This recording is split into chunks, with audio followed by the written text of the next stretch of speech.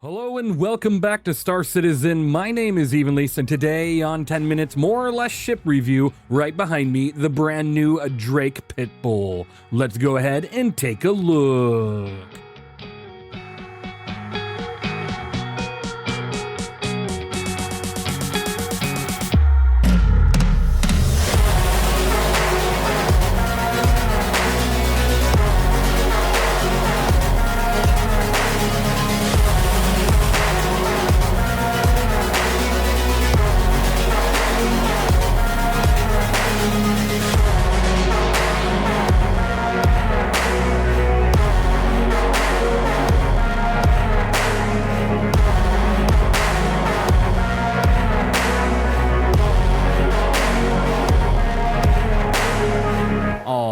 Welcome back to another review, and today it's going to be a little bit of a quicker review because the new Drake PITBULL is a SNUB ship, a ship without a quantum drive. Yes, that's right, you need another ship to transport this thing if you want to fly it around and use it as a combat fighter that it is. Now, the Drake PITBULL is such a fantastic little snub, honestly, probably one of, if not the number one little fighter in the game at the moment if you're not talking about its ability to, or its inability to jump around, right?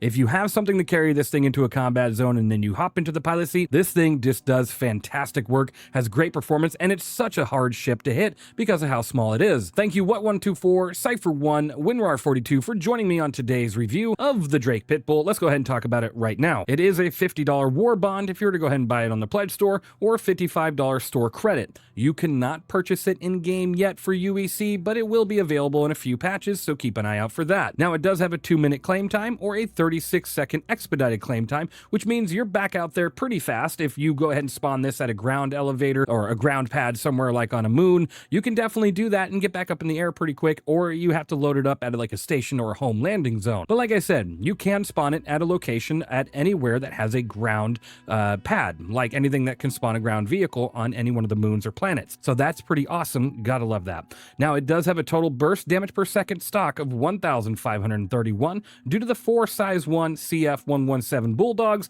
and 2 size 2 CF227 Badgers. It also has 6 size 1 Marksman 1 missiles that come stock. Those are infrared, and honestly, I'm not a fan of infrared. I really do like EM missiles. Infrared is fine if you're attacking something that has a high infrared emission, but typically that's harder to come by, especially when you're out there dogfighting other dogfighters, light fighters, medium fighters, and somewhat heavy fighters. You're not going to be really using those infrareds as much as you think. Now, you do have a total bubble shield of 2,160, which means you could take a few hits before you need to go ahead and go charge back up. And I do recommend, upgrading that when you can. And then you have a total armor of 1,350. So not too many hits before your armor is gone and you're taking damage to this thing. And I have to tell you, while it's a fantastic snub, it definitely has a very low health pool, sitting at 1,950. Let's go ahead and take a look at the comparison sheet here. And I'm only comparing these two ships because honestly, out of all the little snubs that you can, fly around without a quantum drive, the two ships that you see here, the Fury and the Drake PITBULL, fit in other ships much, much easier. So with that in mind, the Drake PITBULL, it just definitely dominates over the Fury in almost every department, which makes me a little worried about its future over the next few patches, but the PITBULL is fantastic. It doesn't have nearly as much health, but it's a very hard ship to hit, so depending on how you're flying, you can definitely have a great time with it. It has a top SCM speed of 232 with a 555 forward boost and a 270 backwards boost. Now, it also has a nav speed of 1,275, but when you enter nav mode currently with ships without quantum drives, you can't actually get to your nav speed yet. It's an odd limitation with not having a quantum drive, so hopefully we'll get that updated sooner or later. Now, you have a 77, 62, 220 pitch yaw roll with a boosted 92, 74, 264 pitch yaw roll, which means that you're able to move very easily in this thing. Like, being able to keep your nose on target is just fantastic, and you have no issues with it. But again, this ship is completely limited by one thing, and that's the fact that it doesn't have a quantum drive, so when you're out there fighting, you have to have this thing transported, or you're going to be flying around a moon for quite a while until you get to that combat zone. Now, you only have 24 flares and 8 decoys, and since you have a very low health pool, getting hit by a missile is the very last thing you want to do because you'll probably die in one hit. even if it's a size 1, you'll more than likely be out of the fight. The whole goal of this thing is not to get hit, because once you start taking damage, this thing becomes very hard to fly in atmosphere. When you start pushing the throttle or anything, it starts losing control. If you lose a wing, if you get damage to one of the engine nacelles, any one of those things, and it becomes a really big problem. So don't get hit. Make sure you use this thing's maneuverability and speed to its advantage. Now, outside of that, it has 2.75 SCU of hydrogen fuel, which means it can fly around for just a little bit before needing to get a little bit of fuel on hopefully a dedicated carrier or a fueling ship like the Starlight that's coming soon. So with that, let's go ahead and take a look at the interior of this ship. First, we're standing here on the outside. Look how small this thing is compared to my player character. And if you've seen some of my reviews, I put myself in front or somebody else in front of a ship. This thing is just tiny.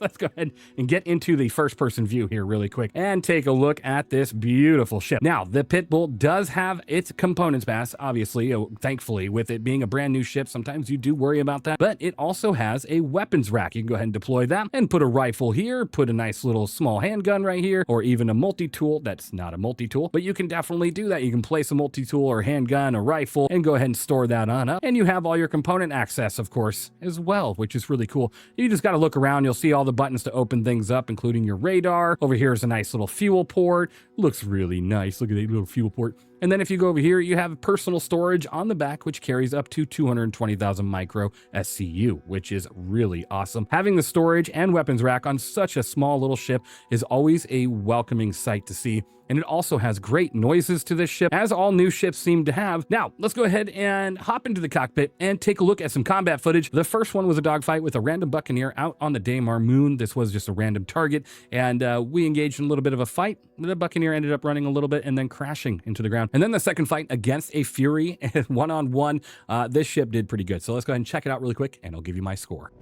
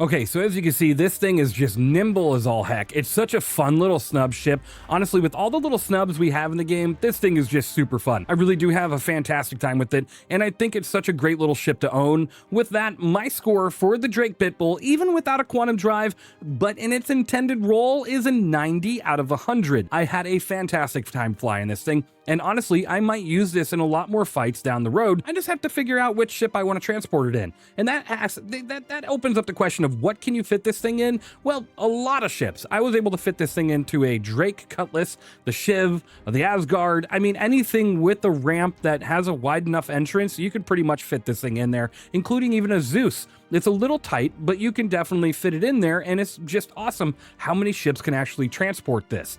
Now with that, again, like I said, my score, 90 out of 100 in the snub category. It's an amazing fighter, probably one of the top, definitely an S tier fighter if you can get it out to the battlefield. So yeah, thank you for watching, thank you for being here. Let me know what you think of the brand new Drake Pitbull, and of course, I'll see you all in the next one.